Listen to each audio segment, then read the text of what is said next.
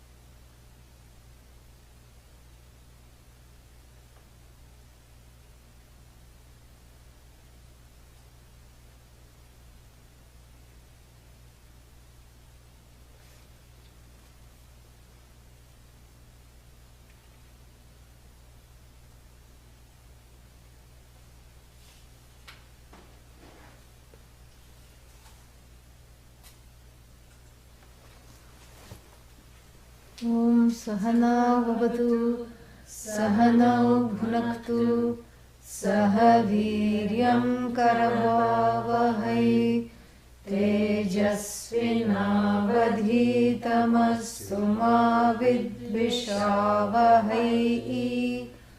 Om Shanti Shanti Shanti.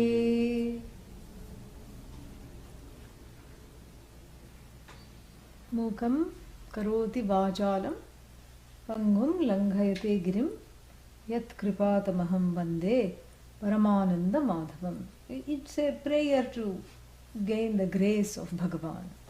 The Bhagavad Gita has a lot to teach about this grace, has a lot to teach about what this grace is about and how this grace is really one's own karma phala that is tapped into by prayer and perseverance, and that's what this is all about. And that's why the final 9th shloka is for that Bhagavan who is not to be confused with the celestials like Indra, Agni, Marut, Vayu, elements which are invoked as devatas. Devata, the word is feminine, and devata means the various deities that are in charge of, like when you invoke Bhagavan from a particular standpoint, that's a devata. From the standpoint of the 5 elements, Adhisthana devata of Vayu, Agni, Apaha, Prithivi, all these things. Then you have devata in the form of Grama devatas, local devatas. Grama means village devatas. So we have a goddess for every village in India, a reigning goddess. And then there are Kula devatas. So, the whole lineage after lineage of people have prayed to this particular family god, devata, family manifestation. Then, so all these devatas are there. But to not confuse Bhagavan, devatas are nothing but Bhagavan. That's how we have invoked them, because that is the tradition. We saw that this morning, that everything that is manifest is not different from the manifester. But we are talking of that which is beyond the need to even manifest. We recognize it in the manifestation because where else to recognize it, how to recognize it. Because one is not able to sometimes recognize it as the truth of oneself. So in the process, we start by recognizing it in all the manifestations, including this body-mind-sense complex. And therefore here, these not to be confused with that. That's why it is Bhagavan is being talked about, whose grace has been sought in the mantra in the verse that we just saw yesterday. So Bhagavan is being talked about as that conscious being, that entity, that force that transcends everything. And we think that the 5 elements transcend everything because we are under their power. One tsunami gone, one tornado gone, one flood gone. So we think we are under their power. But here, this same, sentiment is invoked. It seems to be borrowed from the Taittiriya Upanishad. What does it say there? Bhishasmadvatah pavate bhishodeti suryaha bhishasmadagnischendrascha mrityurdhavati panchama iti. Bhishat asmad vatah pavate. The wind, Vayu, does not blow hot, blow cold, blow wherever he wants. He is programmed. He is answerable to the boss, Bhagavan. B for boss, B for Bhagavan.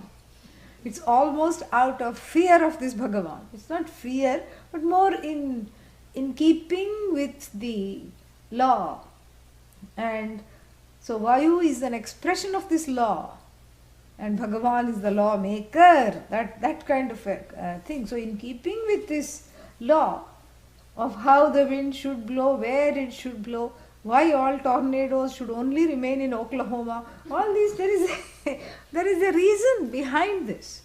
We may not know the reason, so we say there is no reason, but there is a very intelligent, Jagat.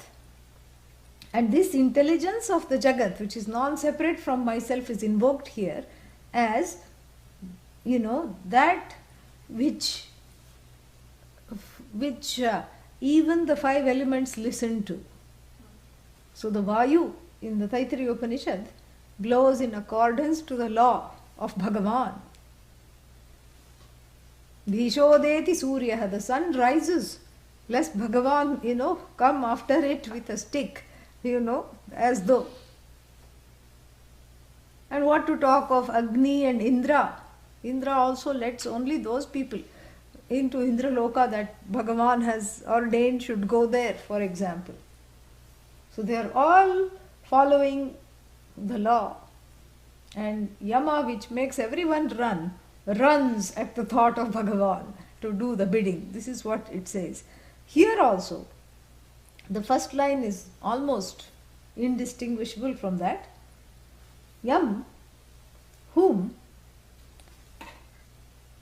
Brahma, Vishnu, what else is there? Indra, Marut, Rudra, all these devatas. What do? All these devatas from the standpoint of function and form, stunvanti, from stu to praise. They sing songs, rather hymns of praise. What kind of hymns? Stava is hymns. And then divyaihi, stavaihi, with celestial hymns, because these are celestials, so there should be something different. Not your run-of-the-mill shlokas. All of them end in the same way. Shivalokam avapnoti Shivena saha modate.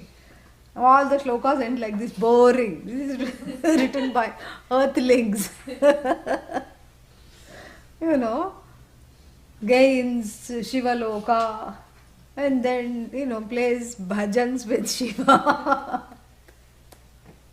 Plays cymbals. Shivena saha modate. Delights with Shiva, as though Shiva doesn't have any other work except to spend time with his fellow just because he composed something. But this is how it is. But the celestial hymns, what are they? Samaveda, so many things are there.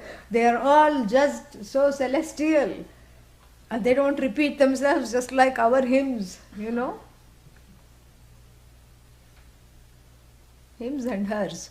And they don't repeat themselves. They're all celestial. Divyaihi stavaihi, with the rarest of words that don't keep repeating themselves. Same phalashruti, same thing, same whatever. We just have a few metaphors. We keep, using it till it tears. And, and that's why here this divyaihi stavaihi, with celestial praises, divine hymns, they praise, and then so those are the Bhagavan is praised by even the celestials. And who are these celestials? Just to make sure that we know who we are talking about, they are also jivas. Vayu is a jiva. Really? Yes. Vayu is a jiva. Oh, so I'm also a jiva, Vayu is a jiva? Well, that's where the similarity ends. Because Vayu and Agni, Indra, all these embodiments of these devatas, they are exalted jivas. Why? Punya Visheshat. They have so much punya, they don't know what to do with it. And therefore they get this, extra special life, a very long life. They don't have to think about death. till the end of the kalpa. Oh, but when will the end of the kalpa come? We have a few million years to go. So it's okay. And they are here to stay. Plus, they have a say over the lives of other jivas who haven't done as much punya. Namely the earthlings, correct? And so they can unleash their power, they can do all kinds of things. Agni can say, I will have this forest for breakfast. And Vayu can say, I'm going to settle in Oklahoma. And so nothing can stop them, correct? Yeah, so they have, but they are also programmed. That is the part. They are also just running the order of that which is Bhagavan. So they have punya vishesha, meaning too much punya. They did so much yajnas. They OD'd on yajna. And if you OD'd on yajna, and then some of them also must have done some upasana along with yajna. What is upasana? Meditation. So this deadly combination of what? Karma, punya karma. And here upasana is called jnanam. So jnana karma samuchaya. This is where that whole samuchaya vada comes. And so this deadly combination makes you into a devata. And for a few minutes you're actually happy. Ooh, look at that. I go like this and zap that person completely. That jiva gets zapped if I just go like this. Ooh, let's try that again. This is what is called a devata, punya vishesha. Too much punya. And in the Kathopanishad, as we have seen, Lord Yama says that. He says, what was I thinking? I kept telling myself, don't do this Indraloka going Agni. This Brahmaloka going, Agni, the vehicle for Brahmaloka, this fire ritual, named after Nachiketa. Don't do this Nachiketa Agni, I told myself. And while the right hand was trying to pour ghee, the left hand was trying to snatch it away. Because I knew what would be the result of so much punya. Still the right hand broke free and kept pouring the ghee. And after 1 ton of ghee, and now I am here. And what am I doing? I am a clearing house of other jivas. Yes. A sweepstake of jivas. That is, that is what is at stake. I just sweep up the jivas and send them on various conveyor belts. That's what I do. That is I just put them I'm in an assembly line. I'm managing an assembly line of where the jivas go. He says, Janami aham shevadhihi anityam. Shevadhi means karma phala here. He says, I knew it. I knew this was anitya. And he says, anityeshu, dravyeshu, through anitya materials, prarthaman asmi nityam. I was praying for nitya with a sad little ladle of ghee. I kept thinking that I was addicted to yajna. I wanted to see what I had, that one desire, what it is like to be a celestial. And I had to fulfill it. I could not handle it. But you, Nachiketa, are better than me. Because when I offered anything celestial, you started to get irritated and said, Tavaiva vahaha, tamandritya gite. And you keep those musicians, keep those dancers, celestial singers. I don't need them here. They are high maintenance, because if you send them here, then they'll want celestial food. Where am I going to go? So you showed great vairagya here. So these poor celestials are great jivas, who had so much punya that they are exhausting their punya. That's what they are. And then what happens to jivas that have too much papa? Yes, but little less drastic. Yes. They react things that grow sideways. Yeah. So some kitanus. Kitanu means is, small from bacteria onwards. Amoeba, only thing it knows how to do is reproduce. That's all it does. 2, 4, 8, 16. Yeah, that's all it does all day long. And the locale it chooses happens to be your stomach. That's all. There is no other thing. It is there. Some of these Papa Visheshas are there only to exhaust other jivas' karmas. Yeah. So there are all these from amoeba, virus, bacteria, cockroach, all these onwards. Then what? Then dog, cat, everything. They all grow sideways. They are more long than they are tall. So that's why they are called tiryak. Plants. This is all which is called adho yoni. Means their source is they have come through the birth canal of Papa, not through the birth canal of the mother. It's a poetic way of expressing it. Adho yoni. Meaning Papa Vishesha. So the Papas have to be exhausted. And what is the punishment here? The punishment is getting a shoe, thrown at you. If you're a cockroach, you're just minding your merry business and going around. And suddenly this shoe comes and out of the blue and you're gone. Not fair. See, this is what it is, and you are defenseless. That's the whole thing. You don't have any way. Yes, you may have 360-degree vision, you have these huge eyes, but still you don't see this big hand come and make you chutney if you are a mosquito. Yes, and so that is what it is. This big paw comes and, crushes you. Just as you are digesting this wonderful blood meal that you got from some source. And you are thinking, oh, what nice punya, got to dig deep into this fellow's veins and get a nice transfusion. And pachak, gone. And and they are defenseless. And cats, dogs, we see all these abuses every day.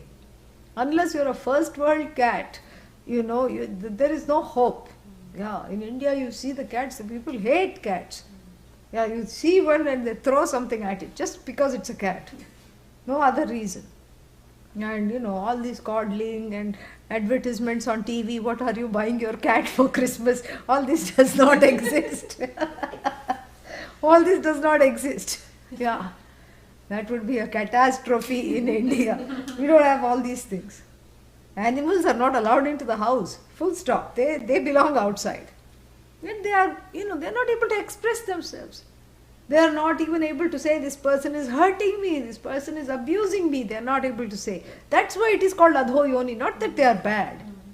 That's why it's called adho yoni. They are not able to express their pain. They are not able to express their pleasure, other than some basic wagging of the tail and all that. They are not able to express their anxiety. They are not able to defend themselves for the most part. Even some king of the jungle like lion, they have to be afraid of other predators and the natural forces. And they are not able to study Vedanta. This is a big loss. Yeah. Otherwise you can even tell mosquito, you are Brahman, which it is. Yes. Yeah, it is Brahman. You are Brahman. If you try saying that, first it will sit on you as long as it takes to bite and get the blood, then it will fly away. You are Brahman. You are nothing but Brahman.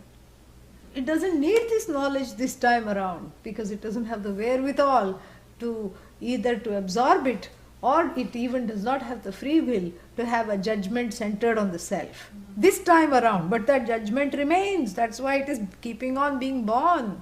That's the thing. Oh, then what about human beings? Huh?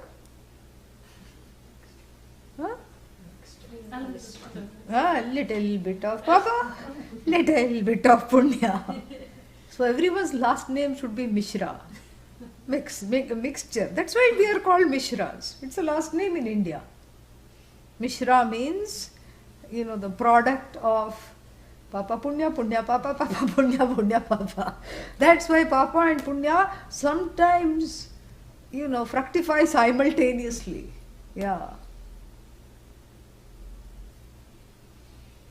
And that's what it is. Oh, what a nice hard candy, so sweet. And then you try to bite on it. Oh, what happened to my tooth? Papa. The two things happen. So some candies are called jaw breakers. They mean it literally. And so this is what it is. Papa, punya, together, mixed up. So somewhere in between, these are the two ends of the continuum. The devatas and the bugs and tiryaks. And in between is the earthling or any human-like, situation where there is free will to know what I am doing, and there is free will to have a problem centered on the self. So this is what is called Mishraj. So here Bhagavan is praised from three standpoints in this mantra. First, from the celestials, these whole of these people who have so much so much punya, and they don't know what to do with it, and they also are in awe of this orderly, intelligent, conscious universe, and Bhagavan as the author of this universe, and they sing divine hymns, celestial hymns, with celestial instruments, one may add, and that Bhagavan, that Deva, who is myself, that Dyotanatmakatvat Devaha, that self-shining being. Who is the self-shining being? Me alone. There is only one self-shining conscious being, but this Bhagavan, endowed with the power to create, sustain and resolve, and endowed with the power to project and maintain this illusion of projection, this Bhagavan is surrendered to by all. Don't think that it's just a few people who surrender. All the celestials know this. That's why they have punya vishesha. It's not a small thing. They have so much punya, but they know what is what. So they all know this. And what do? They sing celestial hymns of praise. And then on earth and other such places like earth, people recite the Vedas. Brahmavida apnoti param. Like this. So Vedaihi sa anga pada krama upanishadaihi. So pada, krama, these are all ways of chanting. Sometimes you leave certain things and all that. So there are different forms of krama patha, ghana patha, all these things are there. These repetitions are there. So, sa anga means angaihi saha vartate. Sanga. So the Vedas along with their angas. Vedas have angas. Shiksha, Kalpa, Vyakarana, Chandas, Jyotisham, Iti. These are all angani. And all these angas along with the Veda, they are, the people practice, the people chant. And the Upanishads, the study of the Upanishads is also a form of worship. The chanting of the Upanishad can also be considered a form of worship, because they are frequently used for Abhisheka, etc., the mantras. And what happens? Who are these people? The Samavedis sing along with the Vedas and the Upanishads, all the mantras they put to tune and sing. They sing beautifully. Because there's something very nice in music. There is an absorption. So the worship which is in the form of music, there is it's easy to get into that place of absorption between the chanter, the singer and the chant itself. And that absorption is the whole part, the whole, idea of prayer. So here, the Samavedis, Gayanti. And what do? They sing these praises. Stunvanti, Gayanti. And the singers of the Samaveda sing all the Vedas. They sing the limbs of the Vedas. They sing the Pada. They sing the Krama. They sing the Upanishads. And therefore they invoke Bhagavan. And then who else invokes Bhagavan? Yogis. Yeah. Yogis invoke Bhagavan. Why? Because to overcome this Mishra state of being, Papa Punya, Punya, Papa, Papa Punya, if you just are succumbing to that, then there is no hope. But the hope is seeing myself as not subject to Papa and Punya, And that requires knowledge. And even before knowledge, even if knowledge is not there, that requires a certain introspective nature and a readiness to do sadhana, which is to be a yogi, meaning joined with oneself, really, yuktaha, the one who is together, the one who is prayerful, the one who has an attitude of surrender. And what does that person, those people do? Yoginaha kim kurvanti? Dhyayanti, pashyanti first, but dhyayanti. You know, this was gayanti, these people, dhyayanti. They meditate. And what do they say is you do in meditation? Dhyana vasthena tadgatena manasa. They pashyanti. First they dhyayanti, and in dhyanam they pashyanti. Yeah, pashyanti means what? They see, in other words, they as though assimilate this understanding, they assimilate this knowledge further, so they contempt. These are people who are not exactly, you can take it as that they are doing the sadhana for the knowledge, but another meaning is they are contemplatives, they are doing nididhyasana. And so dhyayanti, both dhyanam means meditation and as well as contemplation. And so you can take them as baby meditators who are striving to get to the place of understanding the truth of Bhagavan, of clearing their hearts of raga and dvesha, to have focus and single-mindedness through the meditative practice. Or you can take them as those who know the tattva. And what are they doing? Dhyana avasthitena, being in a contemplative state. Tad gatena manasa, with a mind that is committed to tat. Tad gatam, it has already gone to tat. Yeah. What is tat? That. What is that? Jagat Karanam Brahma. This Bhagavan that we are talking about. So with a mind that has immersed into the sentences of the Veda, which are the Mahavakyas, the mind that is repeatedly remembering, contemplating, repeating, seeing the meaning of the Mahavakya, and soaking in the Mahavakya like a rasagulla in sugar syrup. The Mahavakya is what? The sugar syrup. The rasagulla is this fellow and the yogi. And so this yogi is in a total state of absorption into the Mahavakya, and after a while, even if you squeeze the rasagulla out, I saw this in India. Some person said, I don't think I should have it. This was after a satsang. Rasagulla was served, And then this person said, I don't think I should have this. And said, well, maybe one. Of course, even one, after one you should not count, because that sugar is just immeasurable, even in one.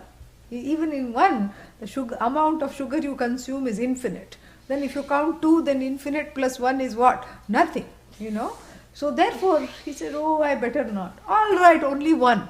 And then what he did was, it was very unsavory to watch, but he went and squeezed it. It's more like a rubber sponge, And he squeezed it over the sink and for good measure washed it out under the tap, under the faucet, while squeezing it. Now put it in a plate. Now I'll put it in a little bowl and now I'll eat it. And, and I was watching this. I said, has the sweetness gone? No. No. Sweetness cannot go. Why? Because it has become one with the gulla. And this yogi is like the gulla. And the rasa is the Mahavakya. So tadgatena manasa means a gone case mind which will never come back to this jagat of duality. And even in duality, it is not bothered by this duality. A gone case mind, not fit for transaction, only in its, reveling in itself, all the time, and totally delighting in that revelry. And just like, you can wash this mind out, but you cannot take the tat out of it. So nicely the knowledge has been assimilated. So, dhyana avasthita, by in dhyana avastha, the dhyana avaste sthitam, dhyana avasthitam, dhyana avasthita, tadgatena, one word. So, by this mind that is deeply rooted in contemplation and contemplative practices of repeatedly seeing the meaning of the words of the Mahavakya, simply repeating Soham is not going to do it. You should know what Soham means. If you don't know, Soham will bring in Hoham. That's all it will happen. Nothing will happen. So, it's not just repeating Tattvamasi, Aham Brahmasmi. No, it is seeing the meaning and the wonder of it. And that is what. So, by such a mind, Tadgatena Manasa, Pashyantiyam, that which is the subject matter of this mind, that which they see without really seeing, as a seer seen, that which they see as the truth of themselves. Yam Pashyanti Yoginaha, that which they see, that person, that entity, that conscious being which they connect with as the truth of themselves in deep states of contemplative meditation. And then what? Whose end? Yasya antam na viduhu. Whose end they do not know. Who? Suraha, suraganaha cha. Even the celestials do not know, or the servants of the celestial. Because the celestial could have forgotten. Oh, when does God end? And then calls a lackey. Tell me, when is the end of God? Don't know. What is the beginning of Bhagavan? Don't know. Why? Because Adhyantarahitam, Adhyantarahitatvat, Adhyantarahityam asti. Yasya, who's, the one who does not have end. So if there is no end, can there be a beginning?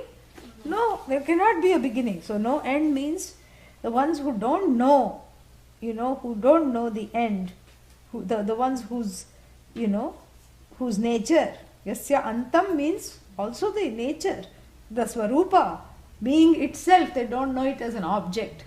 It doesn't have an end, and whose nature even the words of the Upanishad can only indicate by lakshya. That is who is eulogized. That Deva who is the truth of me. Devaya tasmai devaya, namaha, unto that Deva my salutations. Because see, it so beautifully goes from the grace invoked to that which is the very nature of grace. This is the dhyana shlokas, and designed to, if they are designed to inspire us and motivate us to study Gita, I think we should say that they have been very successful. Yeah. Who doesn't want to study Gita now? Definitely we have to study Gita. Now we have to know something, that even though the Bhagavad Gita has 18 chapters, the first chapter and the 10 verses of the second chapter are considered part of the Mahabharata. In fact, they are not the Gita at all. Gita begins with Ashocyananvashocastvam, the 11th, not chapter, what is that? Shloka, 11th stanza of the second chapter. But then why do I have all this? Because it's very important to know the background, so that we can understand the state of Arjuna's mind, and so we can understand what is this all about, how did this all come about. We can understand the context of the teaching, because the context of the teaching becomes very important, because there might be something for me to learn from this context. Perhaps even though this context, which took place 5,000 plus years ago, has nothing to do with my situation right now, but maybe I'll be surprised. Maybe it has everything to do with my own situation. And so therefore the context must be understood properly. And so for that we have to start by saying, a long, long time ago, once upon a time, what happened? There were two sons. Dhritarashtra, the elder, Pandu, the younger. They were the sons of a king called Vichitravirya. And there is, if you start, I'm just starting here because if I start further, then we get into more what we call in Hindi as jhamela, entanglement. Because Mahabharata is like that. You forget what you're talking about. There is story within story within story within story. Why Dhritarashtra, who is the elder, was blind, there is a story. And Pandu, he had that, what is that called? That lack of pigmentation. He had that. That is Pandu. And why he had that, there is a story connected with their birth. I'm not going to get into that. You can look sad, but I'm not going to get into that. This is how the Mahabharata is. Even if you have heard it, you feel like hearing it before. Ask me later as a question or something. Later on we can see, but later perhaps. So not now. So the Dhritarashtra was the older, could not see. Pandu was the younger. And there is a rule in the Dharma Shastra, which Dharma Shastra means the know-how of Dharma, that if you want to be a king, you should not, be missing any of the senses. Because, people will be robbing you right in front of you. The ministers will just be talking to you and then helping them out of your coffers right in front of you, and you don't even know it, let alone prevent you. This is what is called robbing you blind. In Dasharatha's case, it would have been literal. And so, such a person is disbarred from being the king. So, who inherits the throne out of Dasharatha and Pandu? Pandu inherits the throne because of this rule. Dasharatha says, all right, I don't really want to rule, it's all right. And there was great love between the two of them. So Pandu gives him actually the status of the king, even though he is the ruler. He, out of respect, this is the, elder brother, and he uses him as a sounding board for all decisions, and he consults with him and doesn't make him feel excluded. He could have said, you blind bat, you don't belong in the kingdom. He could have done that, but he doesn't do that. He treats him with great respect. And now the Pandu has two wives. Who are they? Kunti. And then the other one is called Madri. Then they have a holiday home in the forest. They have a home in the woods where they go for some weekend fun. And when the king goes along with his wives for fun, what do? No other job except to kill animals. This is called hunting sport, And even in this hunting, which was allowed for, kings and certain people, afterwards you had to do prayashchitta, you had to pray over the animal and do a lot of dana dharma. And then also there were certain rules of engagement. You should never kill something that is already hurt and maimed. You were supposed to save it. You should not kill it. You shouldn't say, that is an easy target. Why not just do this and drag it home? No. And then you should not kill when there are a pair of animals. It's a romantic pair, a couple. You should not kill either of them. That's how so many curses, the whole history is full of curses by snakes, because the other snake was killed and the significant snake other was killed, and then curses by birds, that Valmiki also had that thing, curses by birds because the mate was killed. So you never kill the mate, you never come in between a married couple. But animals don't get married. Yes, for the moment this is what they have chosen. So here were a pair of deer, they were just, in love and, sporting with each other. And this foolish fellow killed one of them. And then the other reason not to kill is because you never know when rishis could be in the guise of snakes and deer and all this. This is all a lesson. And actually we find out that they were not deer at all. They were Rishi Kindama and his wife, whose name I forget. And they were in the guise of deer. Now don't ask the question, why couldn't they just be in their own guise? Why did they have to take on the persona of deer and then keep chasing each other in the forest? One is constrained to say perhaps they did this for privacy. Who knows? That's all. So that they could have some incognito time and nobody would recognize them. But alas, it was a very unfortunate decision. As the course of history says, what happens? Died. And both of them actually died. And then before death, they did what they knew best how to do. What did they know? They cursed this Pandu. Kindama said, "You idiot. You couldn't even let me have a few minutes of date time, quality time with my wife. And I'm going to put a curse on you, just as I'm dying with your stupid arrow that has pierced my heart." As Kindama lay dying, he said that. If you touch either of your wives, you're going to drop dead. Uh-oh. What to do? So the wives also became very serious because they didn't want to lose him. And they determined to stay away. What they did, all three of them repaired to the forest.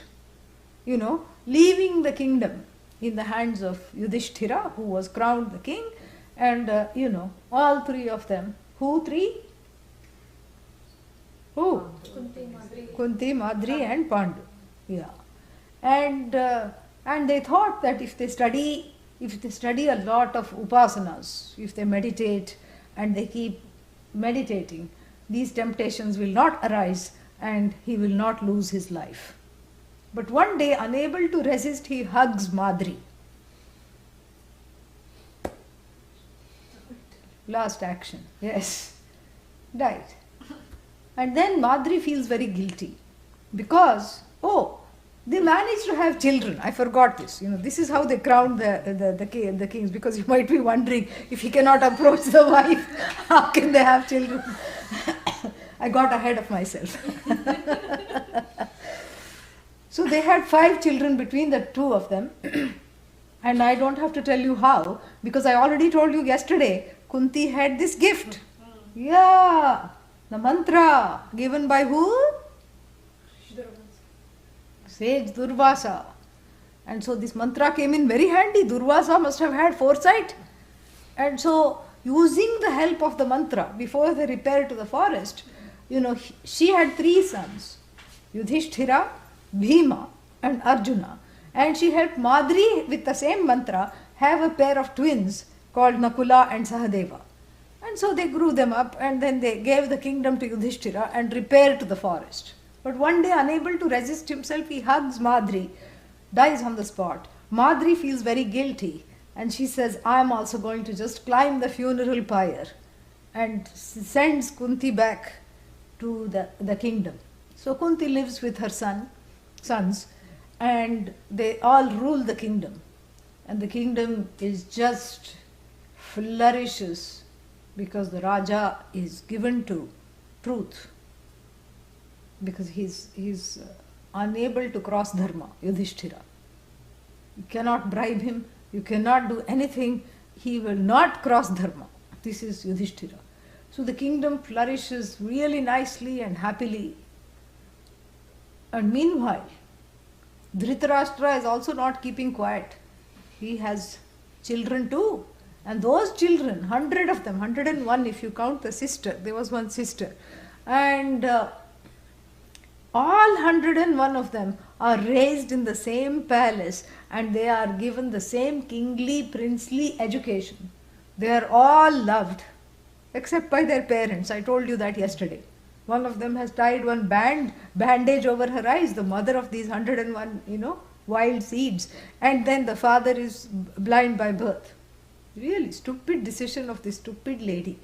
Anyhow, so then they grow up with a chip on the shoulder. Is that a correct expression? Yeah. Chip on the shoulder. Some sense of deep lack. which is more than the garden variety insecurity that leads people to Vedanta. This is a deeper lack, a more serious lack. And anything he wants, I want more, I want double of. And they keep, chafing. How to off these Pandavas? And Duryodhana, I told you yesterday, he was he had psychopathic tendencies as a child. He was cruel to animals. And he was fond of all kinds of, he has sadistic tendencies. And he was always scheming along with the next in line, Dushasana. Actually, their names must have been Suyodhana and Sushasana. But because of their bad behavior, it got changed by the people in history. And then they kept trying to, impede the progress of these Pandavas. Pandavas, sons of Pandu. They kept trying to impede the progress. And they kept trying to off them by, thinking various schemes. So many schemes are there. And one time they said, we have built you a mansion in the woods because you're always so busy. Go there, relax. It's a wonderful mansion. Please go there. And we have made all the arrangement. Cooks are there, cleaners are there, laundry, don't worry, there's all kinds of things there. Food, everything is there. Just go have a good time. It's by the waters. Just have a nice time. All 5 of you, just go. All of you go. And these Pandavas are so gullible. Oh, how nice, so sweet. We'll go. But the minister, Vidura, knew this. That there was some hanky-panky going on here. The house was made of wax. And the idea was that Duryodhana would come in the middle of the night. The mansion was made of wax. Walls were waxed, rooms were waxed, floor was of course waxed. And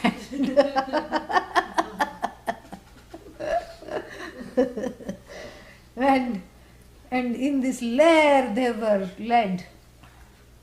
But thankfully Vidura had managed to dig a tunnel from there which led to the forest from where they emerged to safety.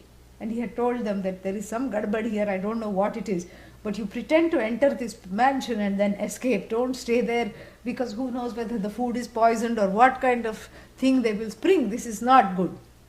And I think he knew it was made of wax. Or some problem was there, he knew. And so the Pandavas did as instructed, and in the middle of the night crept Duryodhana with a blowtorch and torched the whole place down. And it was the biggest candle in history. Yeah, this whole mansion. Burning. And he said, all of you are dead. Throws away the torch and comes back home, comes back to the palace that hasn't burnt down, his palace. And he's surprised that they are already at breakfast. Not a hair has singed of all of them. And he cannot say it was a plot, because without giving himself away. And so what does he say? Oh, you didn't like the palace? You came back? No, it was a little too hot. We didn't think it would be so hard, so we came back. So like this it went on, it continued. And then they clamored so much that then they brought in this Shakuni. Who is Shakuni? Mama. Yeah. What is Mama? The one who has a double M-A. Yeah. Ma. Because he had a double M-A in what? In cunning. Yeah. How to be so cunning. And how he was really bad news. And so what would he do? He had a workshop for loading these dice. This game of dice. There is a. Did they show you that in Anikatti? What that thing looks like? They showed. Yeah. So it's these 4. It has got these 4. It's like a cloth that's rolled out. It's got these 4 areas, and then you throw the dice and move the thing. That's how it is. It's an ancient game. Some version of that is there everywhere. And if the Pandavas had a weakness, it was for this winning in gambling. This is what it was. And Shakuni, Bhagavan Krishna is the milker of the essence of the milk of the Gita. Shakuni was the milker of people's vulnerabilities. Yeah, he knew how to milk the vulnerabilities and set yogurt out of those vulnerabilities. He knew how to do that. He knew how to do that. And so he kept calling, here is some wine, here are some songs, here are some women, come on, come on, come on, come on. Kept calling them. And they all had this weakness. Otherwise they were just fantastic fellows. Yudhishthira, known for, he was also called Dharmaputra. He was known for, he was the son of Dharma. He was known for his dharmic ways, very upright fellow. And then we have Arjuna, so skilled in archery, a true mumukshu jignasu, and an amazing person. Arjuna also knew how, he was ambidextrous. He could shoot off arrows with both hands with equal skill. This one calls him, Lord Krishna calls him Savyasachin, ambidextrous. And he also was a patron of the fine arts, Arjuna. He knew how to sing, he knew how to dance, he was adept at Bharatanatyam. Yeah, not many people know this, but he was he had training in music and dance, classical dance. Then we had Bhima. Bhima means the one everybody is afraid of. And he was huge, and he was very good in martial arts, naturally, yeah. And even though he is depicted as someone who ate a lot, well, of course he needs to eat a lot. He was not fat, he was very lean but stocky. He's called Vrikodara, the one Udara, whose stomach is like a wolf. A wolf is not having big paunches and spare tires around its midriff. No. Wolf means it is, it's got this svelte, concave stomach. That's how he was. He had a six-pack. I don't know about Shamadama, but this six-pack he had. And he was a bodybuilder. And he was not into fine arts. Certainly not. Yeah. He was a great cook, but he had his own style of cooking. In the peacetime, when there was no war, the whole army was there to help Bhima clean up after the cooking, because that was what was required. When some people cook, that's what they have all these comics, like this Mother Day is coming and the children are supposedly making something for the mother. And then the mother wishes they had not made anything, because then the mother has to go clean this kitchen, which looks like a nuclear zone, And so Bhima was like that, You think that, if you thought you could get into Bhima's favor by presenting him a cutting board and knife, all that he did not require, yeah. He would make sambar. How? He would just crash two pumpkins together and put them in a vat. That is what is called Bhima's cooking. It would be tasty, but this is how he would do it. He was not interested in all this, cut the carrot into looking like a rose. Why? Why bother? You're going to eat it anyway. Yeah. Eat the carrot, eat the rose, finished. There is nothing more, more. He was not into aesthetics. There was another king in history who was also a great cook. What is his name? Nala. So we have two styles of cooking. Nala Paka and Bhima Paka. Paka means cook. From Pach, to cook, plus Ganj. Paka hai. So this Bhima is this extreme cook. Correct? Yeah. The kitchen looks like the aftermath of a science experiment gone terribly wrong. And Nala was all into slicing, dicing and enticing with his culinary skills. Nala would have won any food competition, because all these aesthetics, putting one cilantro along with the orange carrot and then putting some cherry tomato on top and then doing all these things. This was not Bhima's style. Bhima just said everything has to go in, it has to taste good. Crash a few things together, put them in. That was what his style. It was huge, big. And so that was those three fellows. And then Nakula was also a great archer. He was a great fan of Arjuna and a great admirer of Arjuna. And Sahadeva, one of the other twin, was an astrologer and a very dharmic one. He was a fan of Yudhishthira, very dharmic astrologer. So much so that Duryodhana goes to Sahadeva. Yeah, Duryodhana goes. Of course, Yudhishthira, his own brother, goes and says, what time should we start the war? Then, of course, he will tell, for you to win the war, this is your horoscope and this is the, so according to your, horoscope, this is the time you have to wage the war.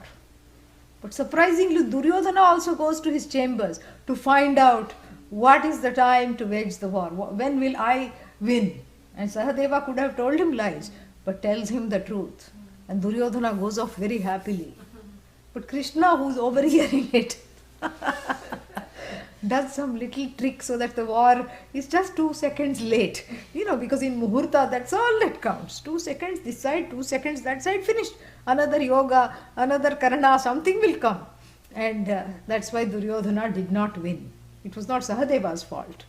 So these were the fellows, they were very fine, but extremely gullible, because that's what happens. Dharmic people are generally gullible, because they think everybody thinks like them. They don't have this street smart way of, this thinking, oh, they are doing this in order to get that, and they are doing that in order to get this, and they are doing this in order to, cut me from underneath. So therefore I have to be careful. There is nothing to, dharma is itself, dharmo rakshati rakshitaha.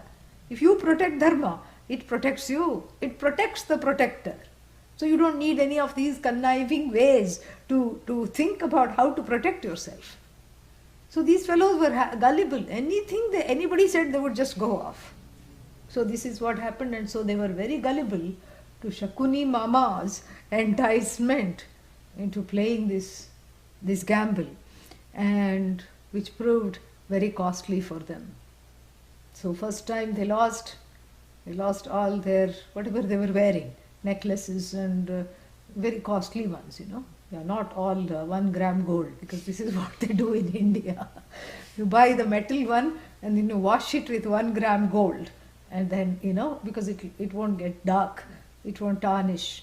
It's not this 1 gram gold business, all full gold, studded with diamonds, everything, belts this thick, this wide, and, this thick, and then earrings and, necklaces upon necklaces. And even upavita for the kings are made of silver and gold, the sacred thread. Yeah, all silver, gold, diamonds, everything. They lost all that. Then they lost the kingdom. Yeah. Then they lost what? Draupadi, they lost. Even though they had no business to put her up for auction, but they did do that. They put her up as something to play against.